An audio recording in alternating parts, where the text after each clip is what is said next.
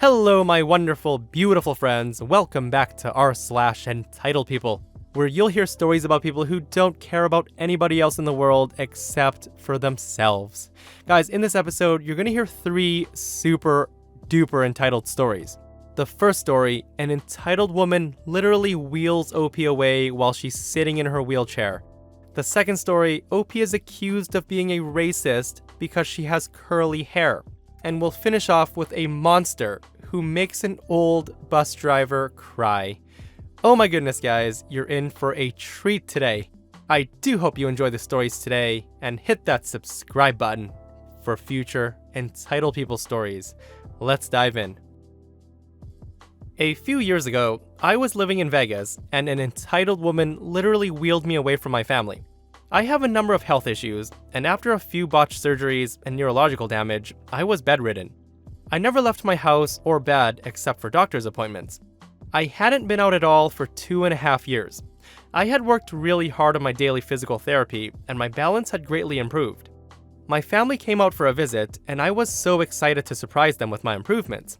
I could stand and walk and was actually wearing pants. So, to celebrate, I wanted to go see the fountains at the Bellagio. For most people, this is a nice outing, but for me, this was years in the making. I was nervous I might get overtired and lost in the fast-moving crowds, so we had to bring my wheelchair. We knew the schedule for the fountains and arrived super early to secure a spot in front where I could see from my chair. It was such an important moment for all of us. We lined up by the fence, and no sooner did the show start, I felt this jerking on my wheelchair. I thought maybe someone had tripped on me, and I immediately looked up to apologize.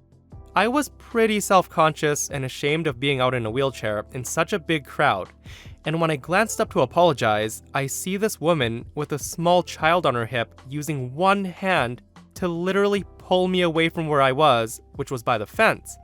Because she was only using one hand, she spun me completely around to face the street. I was stunned. I could hear everyone reacting to the fountain show, and here I was, looking dumb, awkwardly facing a bunch of strangers. I yelled for my husband, but he couldn't hear me over the noise. I looked behind me, and this woman had plopped her child up onto the guardrail, never made eye contact with me, never said one word to me, and had treated me like a piece of luggage. I tried to stand up, but the people around me had crowded me so much that I didn't have room to push my chair back enough. I desperately looked around at the strangers in front of me, hoping someone who had seen what happened would help. It then dawned on me that this was a huge family and friend group. They all began nudging me aside further and further away from my family, and it all happened so fast. I found myself pushed into the walking area, where people who weren't stopping to watch the fountain show were trying to walk past. People couldn't see me through the crowd and were stumbling all over me. I couldn't see my family anymore and was trying hard to push myself up out of my chair the way my physical therapist had taught me. I feel someone grabbing my chair again, and I panicked. I start yelling, "No, please, no!" And then I realized it was my husband. He had glanced to check on me and to take a picture of me being out for my first time, and I was gone. He had to fight his way through the crowd to find me, and I burst into tears. I don't know why, but it was like all the trauma for the past few years hit me all at once. I told him that they had pushed me away, and after putting it together, my husband was pissed. He turned to the group of people and demanded to know who had pushed me away. By this time, the fountain show was pretty much over. The group initially ignored my husband like they had me until I pointed out the woman with her child as the culprit. My family confronted her, nicely I might add, and tried to explain why a wheelchair is an extension of a person, etc. At first, she pretended like she didn't speak English, but I heard them talking amongst themselves in English while they pushed me into the walking area, and I told my husband as much. She then gave up the act and told my family about how I was in their way and I probably couldn't see anyway. And the man with her claimed, in a raised voice, that in their country, they don't take their shameful family members out in public. To which my husband responded, "If that were true, none of you would be here." I was maybe even more shocked by his last sentence than being wheeled away. I managed the courage to tell him that what he said was stupid and that I'm sure people in your country are actually kind and would be proud if I was their daughter. I remember the exact words I said because later I was very proud that I stood up to them. The group sort of collectively scoffed, spoke to one another quickly in what I think was Hindi, and slowly walked away as if nothing happened. We didn't stay for the next show because I just wanted to go home. This is actually one of the few stories that I've read that makes my blood boil, guys. To place your hands on someone's wheelchair when they're in it, and then wheel them around like an object without their permission is absolutely disgusting. That is some disrespectful BS, and I was actually upset just reading the post. And don't even get me started on what the husband said about shameful family members in public. Oh my goodness. So, I want to give you some backstory. I am white. The palest moon silk white you can think of. But I have very, and I mean very curly hair that in the summer, depending on the state I'm in, turns into a full-blown afro.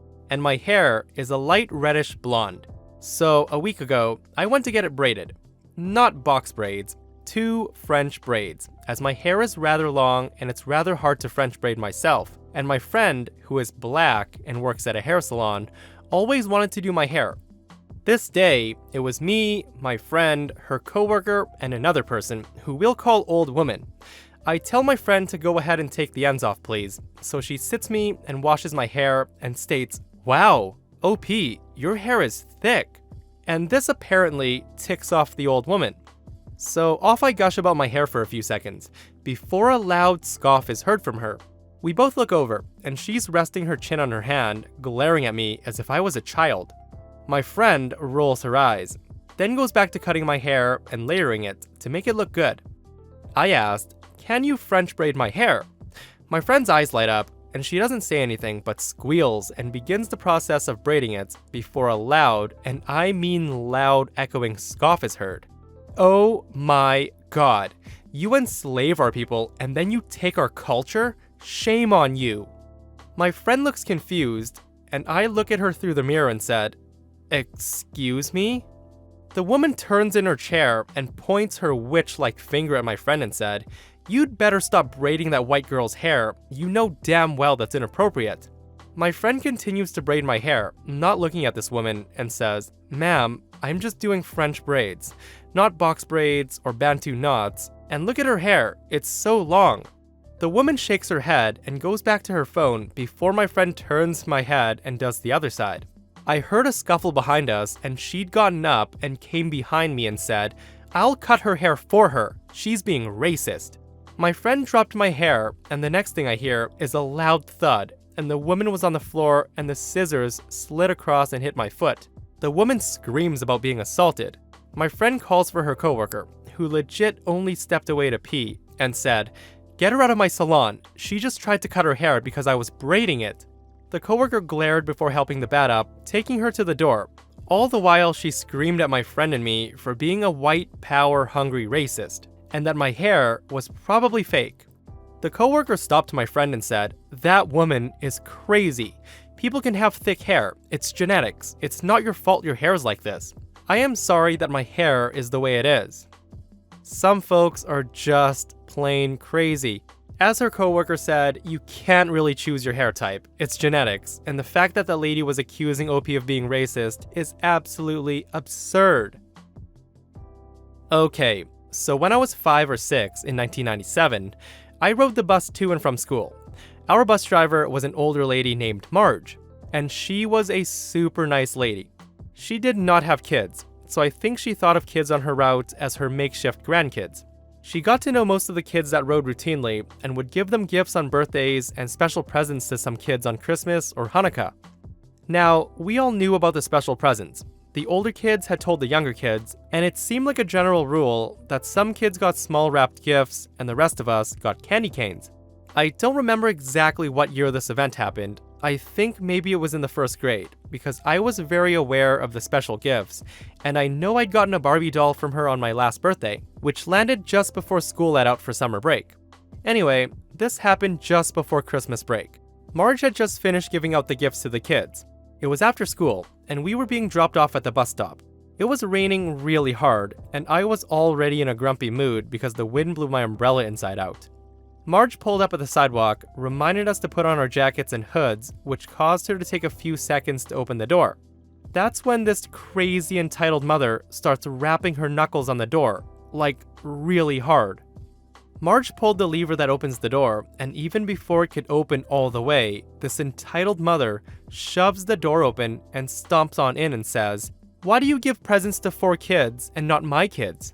I honestly don't remember what this woman had said. I remember her yelling, and all of us are silent and watching. My mom hears Marge say, "Excuse me?"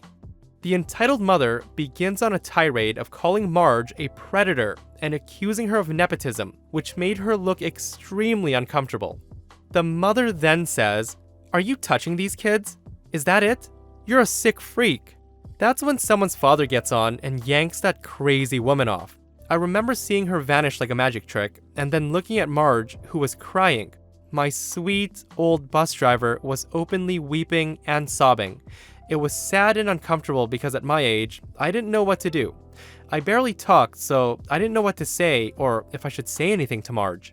Marge allowed us to get off. I kept my head down as I passed her, feeling this achy feeling in my chest. Outside, the mother was yelling that it was not fair that only 4 families' riders got gifts for Christmas and her 2 kids got a, quote, "stupid dumb candy cane." I do remember that part, and I was thinking, lady, we all got candy canes, so what? My mom walked me home, and just as we turned the corner, a cop car came up the street. His lights weren't on. He kinda like crept by, if that makes sense. My mom had shaken her head and said, "Can you believe that crazy woman? Is she sick in the head?" The next week, the last week of school, we had a sub driver, and we had him until February. Marge returned, and she seemed to have lost her chipperness. She didn't come off as open and sweet as before, and she stopped giving gifts altogether. And she didn't get involved or ask us about our home lives or our families anymore. She was my bus driver until I moved 3 years later, and I wonder if she's still alive. That entitled mom did not show up after that one time. I don't think I ever met her kids or even knew who they were. But yeah, that crazy woman kind of destroyed my bus driver spirit. Sorry it was so long. I feel so sorry for Marge. She was just trying to do something nice for the kids, and this is what she gets in return.